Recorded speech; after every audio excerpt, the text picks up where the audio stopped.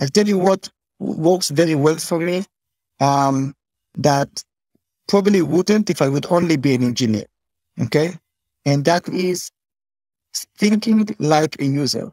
One of the things that I learned in Optimove, for example, which was a marketing company, it was like, you're not building a product for yourself.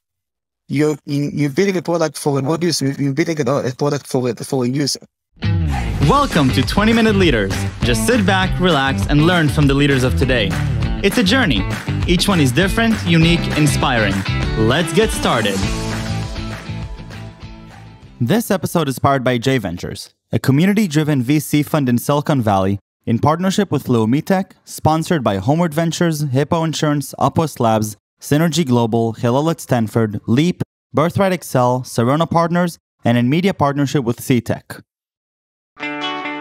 Hello. Thank you for joining us at 20-Minute Leaders. Today, I'm with Shauli Rozen, the CEO of ARMO Cybersecurity.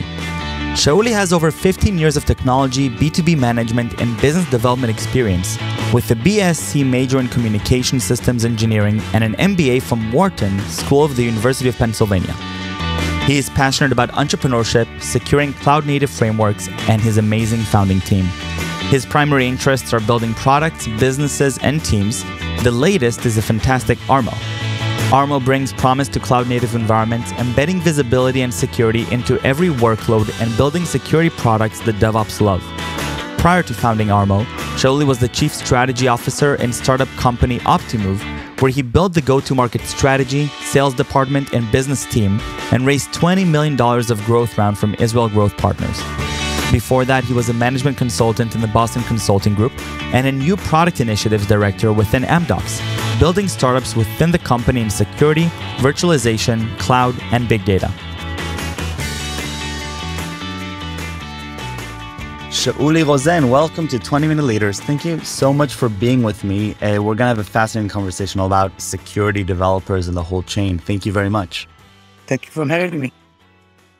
Such a fascinating background, all the way from Ben Gurion to Wharton, MBA, to Boston Consulting Group, Director of Product Strategy at Amdocs, Chief Strategy Officer and General Manager at Optimove, and then entrepreneur and CEO, ARMO, with some phenomenal investors behind you and a really, really interesting problem that you're solving. And so I hope I captured at least some of the journey correctly, but the reason why it was important for me to go through it is because, you've had a lot of different roles, whether it be strategy, consulting, research, engineering, business, and now entrepreneur. And so walk me through a little bit your sort of what connects the dots throughout all these different experiences. Well, it's kind of interesting that I kind of ended up where I should have started, right? Everybody does that to begin with, and I ended up doing it. And I think, very, very honestly, it was just one thing led to another, and I ended up where I am. A little bit by chance, as everything in life. Every step I made, from one point to another, made sense. At that point, there was an opportunity, something new to learn. I was always looking to diverse and do new things. And, eventually the opportunity to do your own thing came up, to join two, remarkable entrepreneurs, Ben and Leonid, who are my co-founders and who are the brains behind, this venture. And, just felt it was the right time to do that. And that all of my experience can be actually leading me into doing this. And, chance is it's usually chance, right? And then your ability to actually act on it. So I'd love to talk a little bit about ARMO and the founding, but then I'm going to ping pong back to some of the previous experiences you've had and how those play a role in your understanding. And let's start with simply the strategy behind what you're doing. I mean, you're in a new field. Today it feels not so new, but it really is new, in comparison to the world in tech. You're looking at Kubernetes, you're looking at DevOps, security, developers, and the whole process. What is ARMO? What problem are you trying to solve here? Well, what we are trying to establish is really what we believe is going to be, or is already starting to be, the first end-to-end open source Kubernetes security built for developers and built for DevOps, if I have to be more specific, because, today there is a reason to being specific about it. And if you think about the strategy, it all started with the DevOps. If you think about, when we just started, we knew we want to change things for security. We knew we had my team has probably the best security and development background. And we knew we wanted to solve Kubernetes security problems. And we started with CISOs. That's the reality. And what happened is that you kind of get this, it was so obvious that every CISO would speak with about Kubernetes security.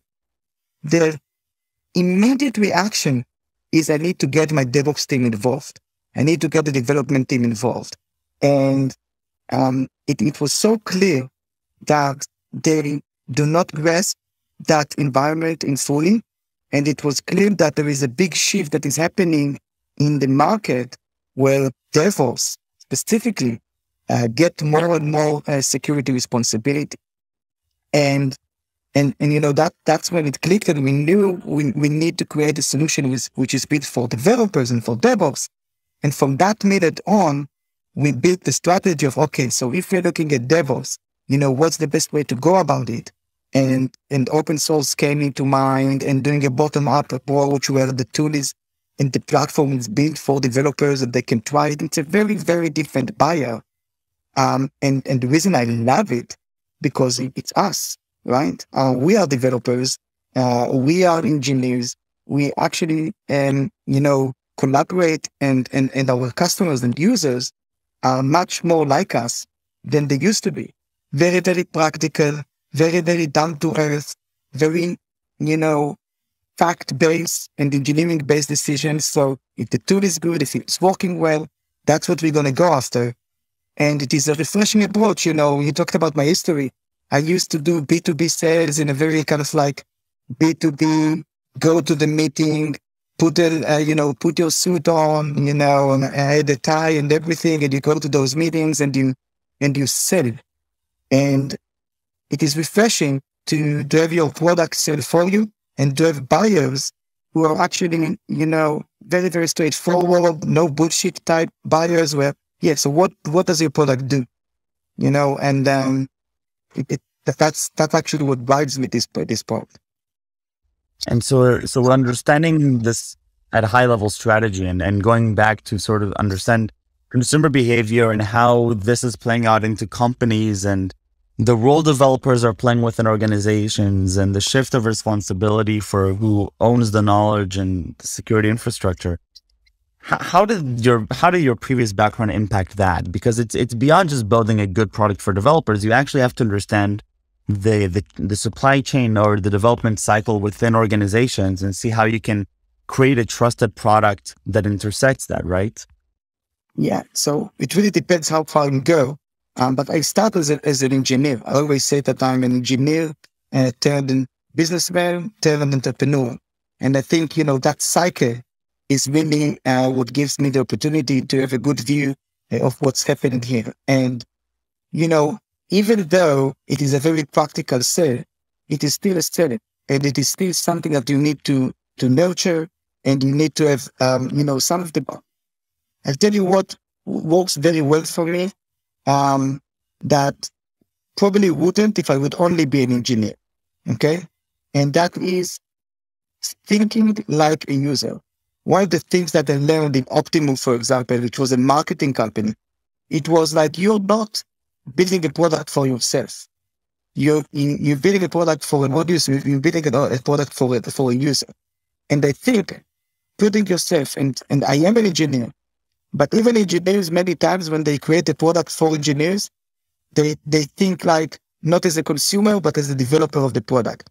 So being there and putting the mindset of the customer or the user into play, I think is it's a huge advantage for any company who's trying to go with our approach. Mm. So if we're doing a deep dive into ARMO, the product, walk me sort of through the development lifecycle of a company today with ARMO, and how does ARMO's presence within a company tech stack impact anything that has to do with security, with any debugging or review processes? Well, what does ARMO actually tangibly do? Yeah. So usually the way we get into the company is we have a DevOps engineer or a DevOps leader that cares about security. And you'd be surprised. I think it's one of the biggest misconceptions that sometimes I hear is developers don't care about security. Okay, it's just not true. They do care about security. They just think about it as engineers. So they're not thinking about it as, okay, what kind of solutions can I buy? They want to build stuff. And usually they get into our GitHub page and they see a project that can help them in their development process, into actually finding issues in their development process and in their clusters without adding a lot of burden. We pride ourselves with the ability to show you your first results and give you value 3 minutes after you started working with us. And that's exactly what happened. They take the tool, they install it, they run it once, they get the report. And then the idea of ARMO is to give them this capability, show them very quickly the value, and then increase the engagement with our platform through more and more functionality. So you start using us, you see what's wrong in your cluster, and then you say, okay, but maybe I should also see how the vulnerabilities in my cluster connect to those configuration issues that I found. And you go into our SaaS version and you find it there. And then we bring those two together. So the more users get acquainted with us, they get more and more functionality, and they get a single pane of glass into everything that is happening in their cluster and in their development cycle. And this is putting the developers at a unique position within organizations, right? And this is, I think, speaking to the shift of responsibility for developers and agency the developers have today in bringing in new products and ensuring the healthy life cycle of a company.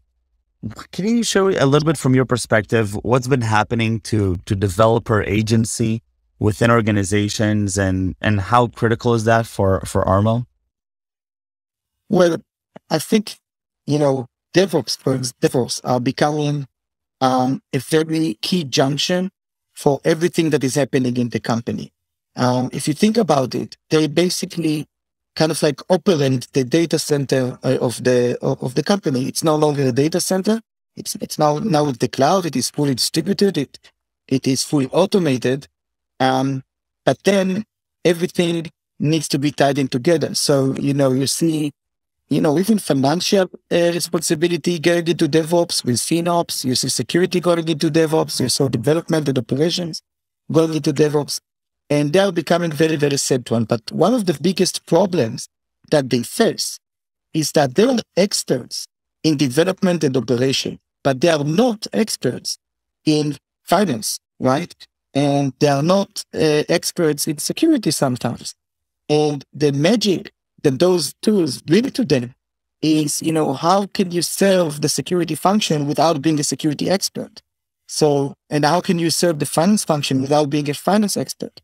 So the challenge that, we have as people who create tools for those users is to help them bridge that gap, is to help them, speak the right language, is to help them become a security expert without being really a security expert, and set goals for finance, etc. So I think it's a very unique position where the developers and the developer agency within a company is becoming, much more than just development. They start to manage different functions, which are usually, more of even sometimes logistic functions, and they need to manage that. So as you're putting in ARMO into organizations and you're getting the engagement from developers, so one thing that obviously has been taking the world by storm is, product-led growth and the ability for developers, engineers, or any function within an organization to come and bottom up, bring in the product, use it, have the product grow with the development cycle, and then create increased engagement with the organization through that initial hook. How do you see product-led growth as a core part of ARMO? And I'm sure that this is a guiding factor as you're building on the product. Yeah, definitely. So product-led growth is, it's basically a building or product development methodology that helps you build the product that users love, right? You keep testing and you keep using the data to put in the functionality that users prefer and that gives them the most value. So the way I look at it, product-led growth is just a way or a methodology to continuously create engagement with the product and get more and more. In my mind, you need, and it's some people that use this word cynically, but you need to get your users in love with your product, right? They need to actually feel that it provides them value, that they love it, and that they use it on a daily basis. And that's what we're trying to do. That's what we're getting. That's the type of engagement that we get from our users. And the way you see that, it's not only in usage. When people start to tweet about your product and you have unsolicited content about, look how, this is how I use Scape to do this and that. And users are doing unsolicited videos and blogs about your product. This is, that's what you want to get when you do a product-led growth. Now, having said that, I'm also, I think that extremism, being an extremist is never the right choice. So nothing is 1 or 0. So giving a product-led growth, it's not that you don't use sales, it's not that you don't use customer support. You need to, some people saying, everything should be automated. Your product is going to learn and change. No, I don't do just that. I speak with my customers. I give them calls. If I see someone who is using the product a lot, I set up time with them. I learn what they love about the product. It's not all automated. It's not all like, put a credit card and go in. It's something that you need to, continuously nurture, and you still need to speak with your customers. Don't confuse PLG with, okay, everything is going to be automated. I'm not going to speak with the customers. The product is going to convert by itself and everything is going to be completely automated, because I just don't think that's the reality ever. Right. And so you're starting to touch on a really interesting topic, which is sort of like the pitfalls of where people may go wrong. I think that a lot of the dangers of these terms is that it creates a lot of hype and it almost, it's not a shortcut, but it allows for people to think that they can sort of isolate themselves from some other strategies and that they found this holy grail. And maybe product-led growth isn't even the right strategy for their product. As you're doing it day in and day out, and have you noticed some other non-trivial behaviors or instincts when it comes to this type of strategy that you've improved on or overcome over your career? Specifically about product-led growth? Product-led growth or the develop or any strategy for the development lifecycle of a product, really.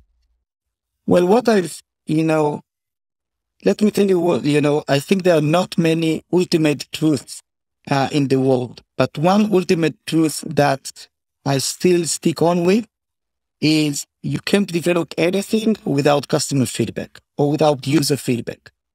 And this should be always in your mind. And you can automate user feedback, right? You can put trackers in your product to see where the users spend most of their time and use that. But maybe I'm old-fashioned. I still believe that speaking with the customers and speaking with the users is a key part of building any product. Now, the channel may change, right? So we have a Discord channel with over 300 people are using it, and we are engaged with them there. Maybe 5 years ago, I didn't know what Discord is. Okay. And today the channels are very, very different, but still the concept of speaking with the users, listening to the users, is, I still think it should be the main focus of any company developing any product. And I want to end on a different note. So transitioning from product and product-led growth and your background, I want to talk a little bit about you and understand, really, where you find yourself in all of this, right? So, where does your passion lie Is it going back to what we talked about engineering? Is it in the product? Is it in being innovative in this world that's changing really, really quickly in front of us? Where do your passions lie here? So, I started with being an engineer and like doing the circle where I now, build a product that is very, very engineering driven. And I have to admit that's where my passion started. But in the last year, I think that like one of the major changes that I'm going through, and maybe I'm late to that, but this open source notion and the power of open source, the power of the community, it's exciting to build a community. It's almost like, if you think about it, it's almost like in the movies where you create a cult, right? It's something that, the level of engagement that you get and the level of excitement that you get from, growing more and more, users and getting more and more, feedback and getting more and more engagement. And, the level of creativity that you can get when you have a community, and then they give you all kinds of recommendations and thoughts. And actually managing that community is something which is really, really refreshing. And you start to work with people that are so much cooler than I am. You go to KubeCon, okay, and the people who walk the floor are not the people who walk the floor in RSA or in, retail in New York, right? It is so, the stickers that the guys created, and the level of creativity that you need, it's, you know what it is? Let me leave you with that. There is a generation change in the world, right? And, I have a front seat to that generation change. And I see those kids, they're not really kids anymore, but those new decision makers, new powerhouses of people and capabilities and knowledge and innovation, they're so unique.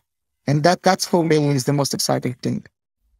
A lot of people are feeling very old listening to this now. Shauli, thank you very much. This was so cool. ARMO is such a cool company. Congratulations on the fantastic milestones with fundraising and on building a phenomenal product. And I look forward to continue following ARMO's journey in our ecosystem. And really, really great. Thank you for the inspiration, and stay safe and stay healthy. Thank you. Thank you so much for having me. It was a pleasure. Thank you.